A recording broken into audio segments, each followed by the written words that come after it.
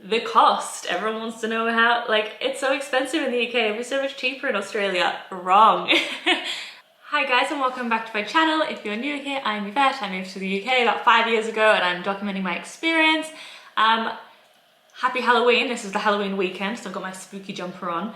I can link it below. I'm obsessed with it. But yes, today's video is not very Halloweeny. Today's video is about Australia versus the UK. Now, the reason I'm doing this video is because I have seen, you know, the current state of the world. There's a lot of narratives about, you know, cost of living crisis, the strikes, the everything, you know.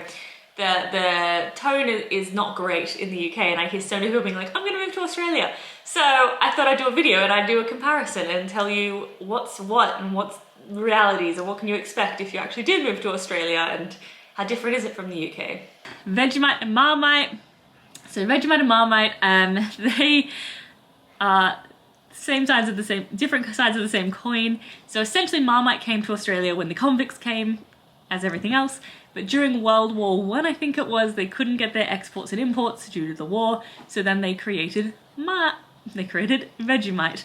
And so Vegemite is a copy of Marmite. So, sorry Australians, I know you're going to be angry with me for saying it's not original, but it's not. It was created because we couldn't get Marmite. They are slightly different. They're honestly not that different, but like Brits and Australians will both be like, ah, they're so different. They're really not. They're both salty spreads. I personally prefer Marmite. Once again, I'm a fake Australian. The reason I prefer Marmite is it spreads easier because it's a bit stringier and sticky versus Vegemite, which is more of a paste, which can ruin your bread because it will rip the bread up with it if it's very soft bread. I put a lot of thought into this, could write you a thesis on it. The UK, specifically London, I live in London, I know that's different, but still the pace in the UK is much faster than Australia. They are a few years behind progressively in a few things, feature, the voice vote. But yeah, so it's just a bit more slow, easygoing, definitely fits into the culture of easygoing lifestyle, relaxed, you know, the Australian way versus like London is like, everyone's in a rush, everyone's going somewhere, everyone's up to something, even in the countryside, you know, and everyone's on a mission, where in Australia it's much less busy and much slower. I often equate Australia to being like globally a bit of a country town, you know? And Sydney, which is where I'm from, the biggest city is more like Manchester, because it's like not as big as London, it's not a fair comparison. The attitude, which I think is the one everyone talks about the most, I would say. So an Australian attitude is very easygoing, fits in with the slow pace. One thing I think is interesting is Australians are generally quite like direct to you, whereas British people will beat around the bush. They'll straight up tell you like, what the F are you doing, or whatever. Whereas a British person will be like, all right then, you're happy, carry on, and leave and be like, that was weird. So they don't get as involved, whereas, yeah, so and then I would say, stereotypically, I think Australians come off as more positive. I'd say yes and no. I'd say yes in that they will be more easygoing, so if something goes wrong, they'll be like, okay, let's do the next thing. Do you know what I mean? Like a bit more relaxed around plans going awry, or do you know what I mean? They come across very relaxed, right? However, I think I may have mentioned this before on my channel, but there is a thing called tall poppy syndrome. So in Australia, and the UK says they do this, but they don't do it as bad as Australia. If you're doing something and you're standing out, they will chop you down. So if the poppy grows above the other poppies, they chop it down. That's what the saying comes from. So if you're starting a YouTube channel, starting a business, working on your fitness, going vegan, anything that's like outside the regular norms of society, they will criticize you for. And if they don't do it to your face, they will be doing it behind your back. Good example of this is Kylie Minogue is a very famous export of Australia. She was on Neighbours. She was not popular in Australia. They really didn't like her. It was a lot of who does she think she is attitude. Came to England, got really famous, came back, and then everyone loved her because she made it big abroad. And they have this weird self-hate thing where they don't like they don't like Australian TV or movies. If it has Australian accents, they don't think it's like a proper movie. So that's why cinema and that never take off as well. So that's what I mean, but they come across more easygoing, but they're actually less easygoing underneath the surface, where I feel like it's the opposite of the Brits, where they come across not very easygoing, but they actually are quite easygoing underneath. And like, at least I've been quite lucky in that everyone I've interacted with has been happy for me to do my crazy things. They're just like, you're crazy, but you do you kind of thing. They haven't tried to stop me or put me down or make me feel bad for my choices, where that is a thing in Australia. It is what it is, probably my most unpopular opinion I'm gonna have on this video, but absolutely. You can even Google tall poppy syndrome. It's an actual thing. Cuisine. Firstly, the cuisine in Australia isn't great, but in the UK, both of them have all the best parts of their cuisines is inherited. But the biggest difference is Brits love tea. That's no stereotype. It is in fact very true. You could have chats for days about the best kind of tea. Australia isn't as big on tea. We do drink tea, more so than say the America, but we're much bigger coffee drinkers. I'm actually not, because I'm a fraud of an Australian, but most Australians drink a lot of coffee and they're very big coffee snobs. So if you ever want a good coffee shop, they say if you're in London, find a coffee shop either in Clapham, which is what I call Little Australia, or find an Australian barista and you'll get a much better coffee because they take it so seriously. What I think is really interesting in terms of cuisine is we've obviously inherited a lot. So like roasts, sausage rolls, all that kind of stuff, sausage sizzle type things, all very similar. We call it, you know, bangers and mash, and we have sausages and mash, like it's all very similar. But something that kind of got bastardized in that process is pies. So pies, obviously you know what a pie is in the UK.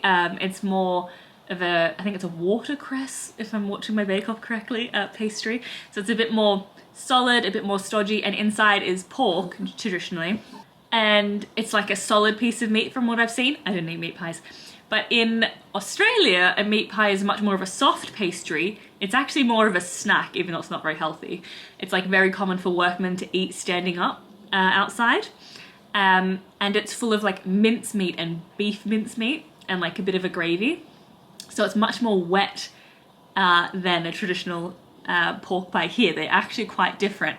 I wonder if I might get some photos, because I don't know if I'm explaining this correctly, but they're much more traditional here than in Australia, and I don't know how it got bastardized, but it's very different. I think I used to love meat pies growing up, so obviously I have preference to that one, but I definitely encourage you to see if you can find these and try them, because they're very, very good. The cost, everyone wants to know how, like, it's so expensive in the UK, it was so much cheaper in Australia. Wrong. Absolutely wrong. It's so expensive, particularly in Sydney, which is where I'm from, which is the equivalent of London, but not really. When I first moved to London, I thought it was cheaper. I was like, I can't believe how cheap things are.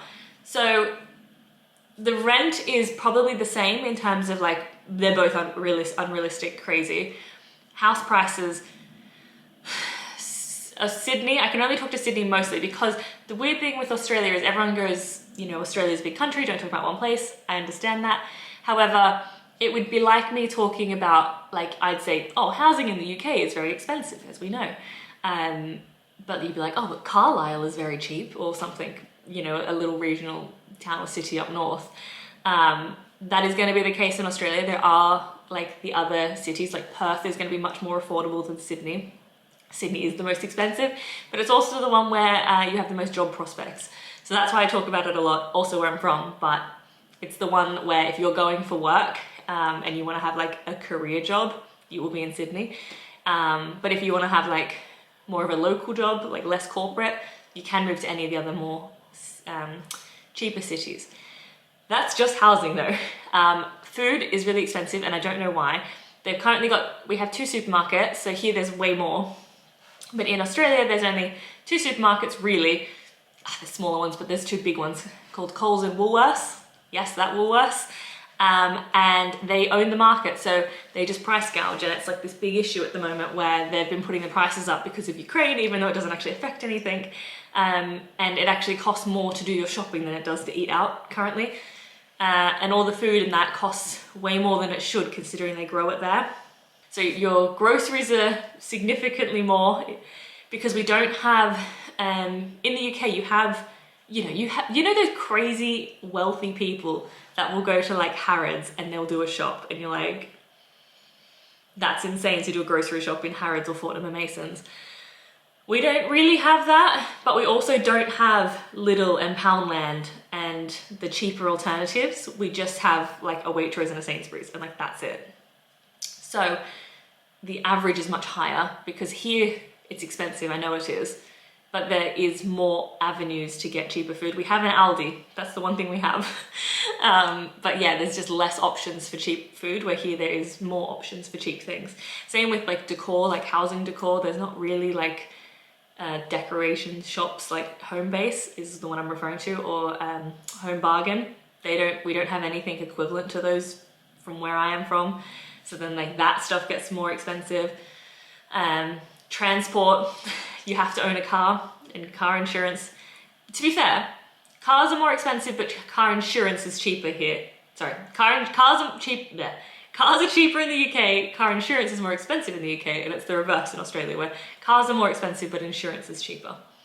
And the tax is basically the same.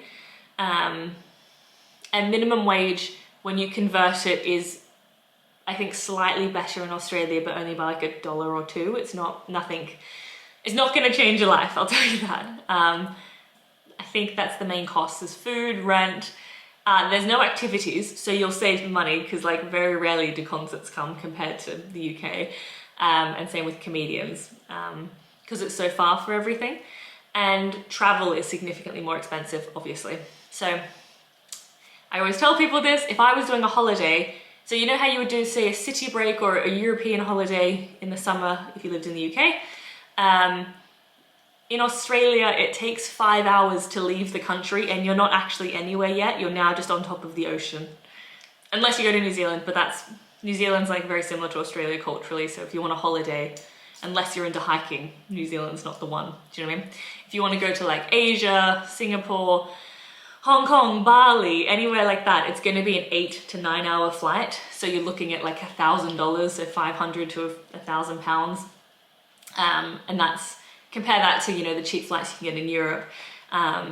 So you don't really travel that much, just because it's so far, and then you can't get that time off work, and you only get 4 weeks leave, where in the UK, I get 5 weeks leave. I hear that's not normal, but that's everywhere I've worked, but I think it's not statutory. But I've never worked anywhere in Australia where you get more than 4. You get 4, and then you have to take 1 at Christmas, so you really only get 3. And then you spend half that time flying somewhere to fly back, so it doesn't make sense travel-wise. With that travel as well, it's very expensive to travel in Australia for some reason. I don't know why. So, for example, I was trying to go to Ningaloo Reef, which is the northwest point of Australia. It was going to cost me the same amount of money to fly from London to Sydney that it did from Sydney to Ningaloo. So $2,000, £1,000 to fly in your own country. It costs me £200 to fly an hour flight to Melbourne. It costs maybe 500, so maybe 250 to 300 pounds to fly to Fiji. And so that's no luggage, that's just getting to your place. And then the accommodation will be roughly £150 per night everywhere. It'll be £200 if you're in Sydney, minimum. Like, it's very expensive to travel in your own country. It costs I could fly to Bali and do a whole week there cheaper than in Australia. It's absurd. It costs £500 to fly to Ayers Rock or Uluru, depending on what you call it. So if you're like, oh, it takes so long to get everywhere, I'll just travel locally. It's so big and wide, it's so massive, it's not really feasible to drive from, like, say, Sydney to Perth, so you have to get a flight, and that's a 5-hour flight in 2 different time zones.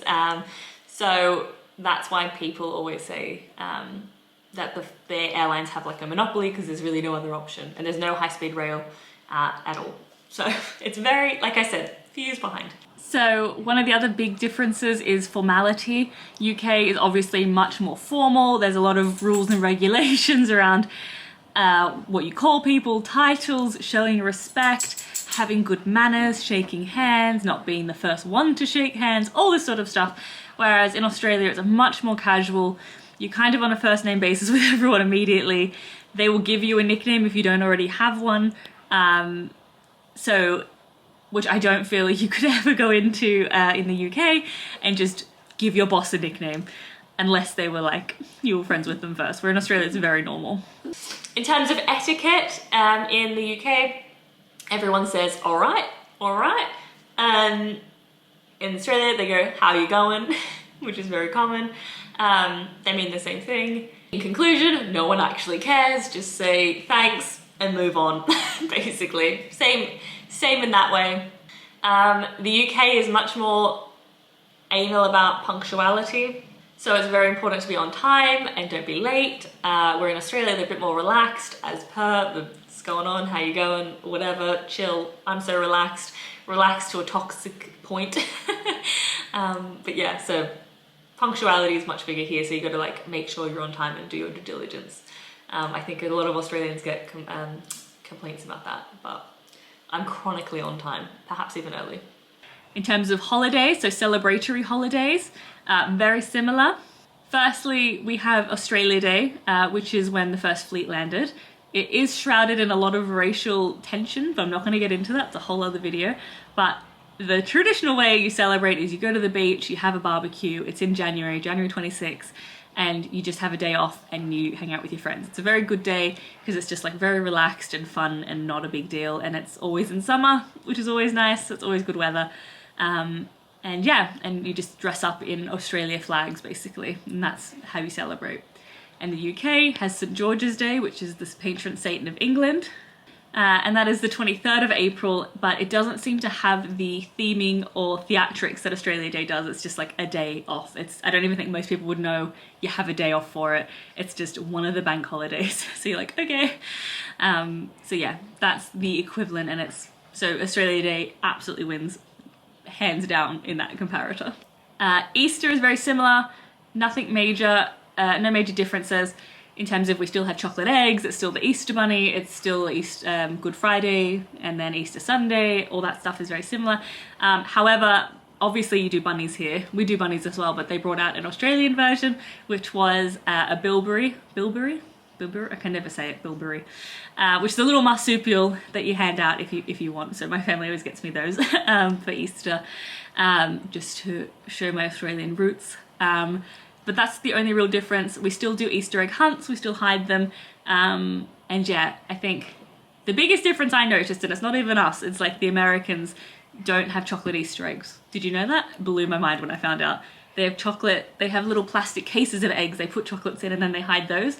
We just hide the whole chocolate in the garden and hope the dog doesn't get it, which gives me a panic attack because I just like have to watch the dog like a hawk. But that's the original authentic way we celebrate with risk. Last holiday is Bonfire Night versus Anzac Day. Obviously Bonfire Night is Guy Fawkes Night, it's coming up soon, I'm going to do a vlog for it. It is either celebrating or condemning depending where you are in the country. Guy Fawkes trying to blow up Parliament, celebrated with bonfires and fireworks and like fun fairs basically all around the country. We have Anzac Day, which celebrates the soldiers we have Anzac Day, which is on the 25th of April, and that just honours all the soldiers that have fallen, and we do a dawn service, but there's no fanfare. It's kind of like the Remembrance Day here. We have a silence at 11, so it's very similar in that sense, but no theming on that one, more like St. George's Day equivalent. Obviously, okay, I'm going to talk about sport because it's important for both countries, but I'm not a sport girly, so don't take my word for any of this. This is just like how an outsider would vibe what's happening. So both of the countries love cricket. Cricket's big in both. I don't watch cricket. I know nothing. It goes too long. Not for me. I like the outfits though. They're very cute. But the British take a lot of pride in their cricket. It seems to be quite an aristocracy type, like it's very for the upper class, which, fun fact, that's why the uniforms are white, is because it was meant to show that you were so wealthy that you could have sports clothes that were white because you could afford to wash them, because washing was not as accessible in the olden times. Fun fact. So that's why it was always an upper class sport. But yeah, the British are very passionate. You see it a lot more here, to be honest. Australia loves it, but it's much more casual. Where here, most villages will have some sort of cricket on in the summer in the parks, and it's like adults cricket, like men. Where Australia, we play cricket, but it's very casual. It's like beach cricket on Christmas Day. Like it's a very traditional thing to play on Christmas. And it's just no shoes, just wearing your swimwear with some plastic bats on a beach, kind of hitting around. It's not taken as seriously there, but they still are passionate about the sport watching, just not sport playing.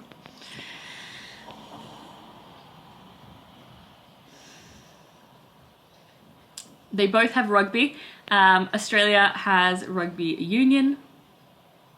Nope, rugby league. Australia has rugby league and the UK has rugby union. Apparently those are different. I don't know enough to talk in depth about it.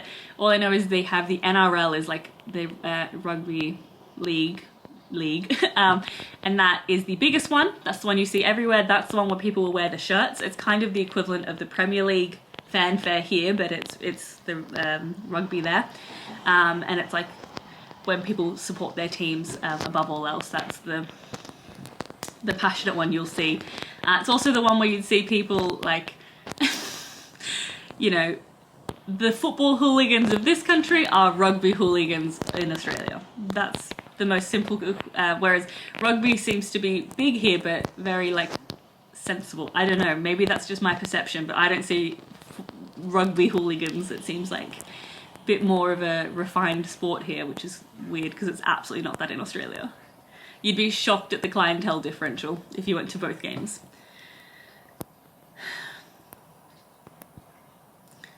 Australia, being Australia and turning into a little bit of a like baby America, has also created its own sport, which is rugby. No, it's not.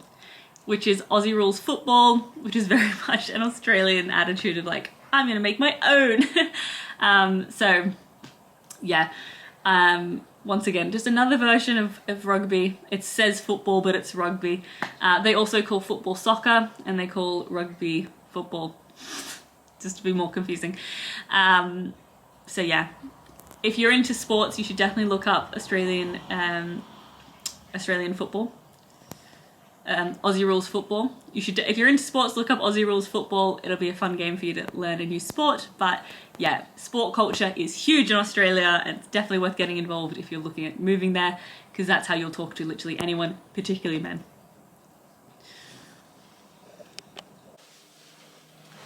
So, which one's better? Which one should you move to? If you have a corporate job and you want more job opportunities, I think, as frustrating you might find it, the UK is the better place. There's just a much smaller market in the UK, in the Australia, so it's harder to do. Also, there's more things to spend your money on in the UK. That's a weird qualifier. But if you're someone who loves the outdoors and you have a very low-cost lifestyle, I would say Australia is very good, because you can, if you don't have to live in a big city, 10 out of 10. You can live on the south coast or in Perth, and you can have waterfront property for a fraction of the cost, and you can have a very good quality of life doing outdoor sports. But definitely check out the job markets first, because it definitely varies everywhere. For me, the UK is currently where I am and where I plan to be for the foreseeable. As I say, sitting in the conservatory with the rain pitter-pattering on my skylight, so I can hear the gravity of my choice in that. But tell me your thoughts in the comments below. Does that sound appealing? Am I just selling it to you, or have I done the opposite and you're like, absolutely not for me? So tell me down below. Obviously subscribe, comment, all that good stuff. Thumbs up if you enjoyed it, and I'll see you next time.